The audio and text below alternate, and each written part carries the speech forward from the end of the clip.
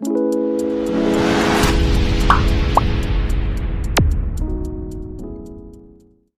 เข้ามาดีในพอเข้ามานับพงอย่างสัตว์ผ่อนอันเฮาโหลดมากนั้นมันดิมามีนับพงเฮาเลยนะแล้วก็เขาก็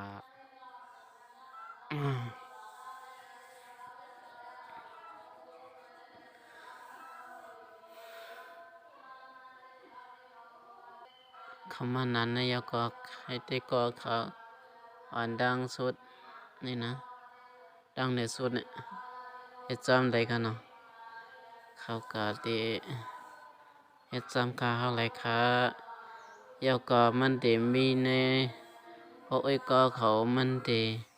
พออ้อยก็เขาโหลดมามันได้มีในโฟลเดอร์นี่กันนะ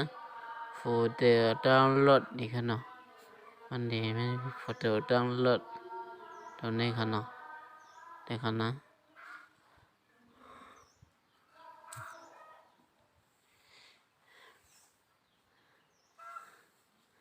แล้วก็ให้มันสั่งแต่เฮาได้คัดลอกมาไว้ดีกว่าดีฟอนต์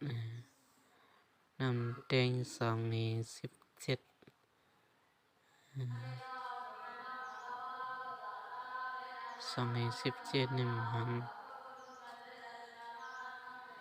2นี่17นี่มันได้คัดลอกมานี่กันเนาะมันได้มีใน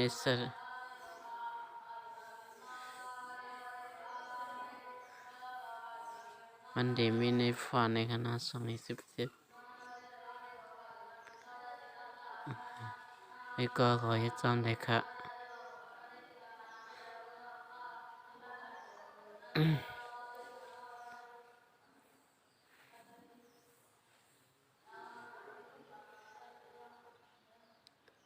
น้ำแดง2นี่17นี่กันเนาะอันที่2นี่3นี่ก็2นี่17แล้วก็ตกลงกันค่ะ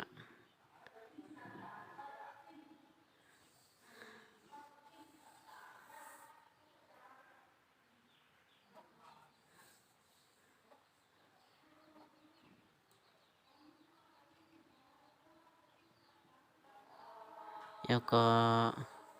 พอใครใส่สีก็เป็นกันได้เย็ดกันเนาะที่ใส่สีอย่างนี้ใส่สีเหลืองตกลงเนาะ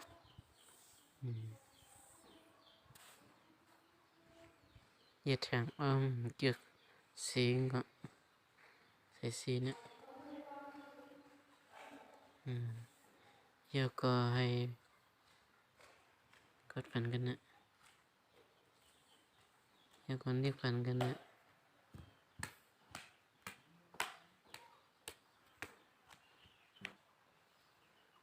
พอเข้ามาร้านไหนเนาะแล้วก็มันเรียกพันด้านข้างเนี่ยค่ะไปกำค่ะเซตฟอนต์ค่ะ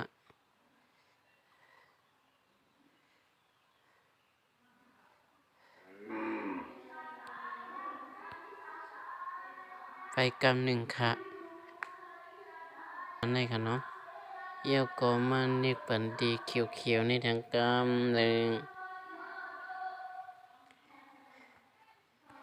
แล้วก็ตั้งแต่สุด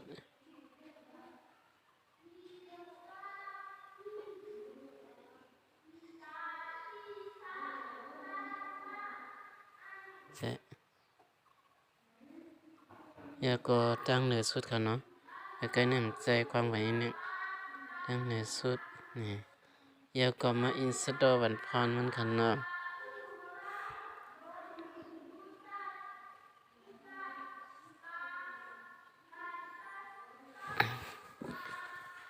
ไปกำ1ค่ะแล้วก็อินสตอลพรยาว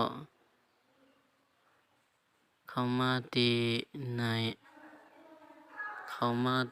ค่ะเนาะตั้งแต่สุดแล้วก็มาปีกฝีฟันในค่ะเนาะ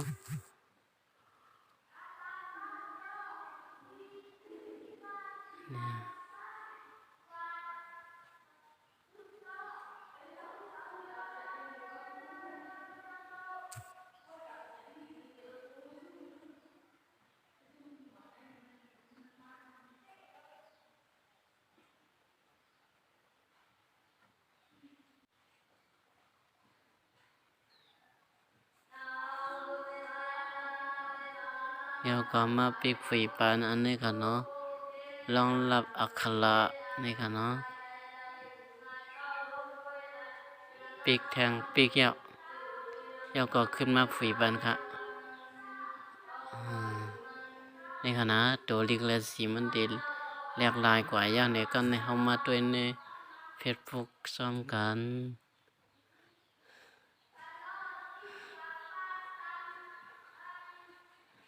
นี่ค่ะเนาะตัวลิกมันดีหลากหลายกว่ายาวนี่ค่ะฮ่ามันดีออกตัวสีลำอีดออดนี่ค่ะเนาะมีหนังในกุ้ยขาอย่าลืมกดไลค์กดแชร์กด Subscribe ผ่านช่องเขาสีกำขา